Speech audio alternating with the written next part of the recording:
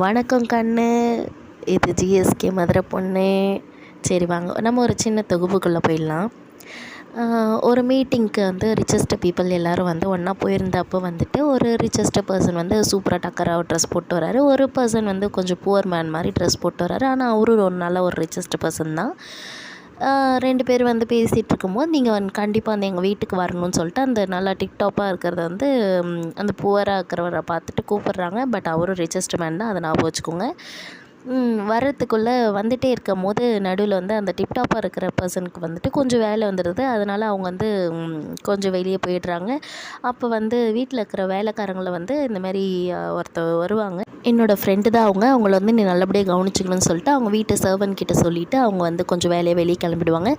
இவர் உடனே வீட்டுக்கு வந்து சீக்கிரமாகவே ரீச் ஆகிடுவார். அந்த புவராக இருக்கிற அந்த ஃபேஸில் இருக்கிறவங்க அவங்க ரீச் ஆன உடனே அவங்க வேலைக்காரங்க வந்துட்டு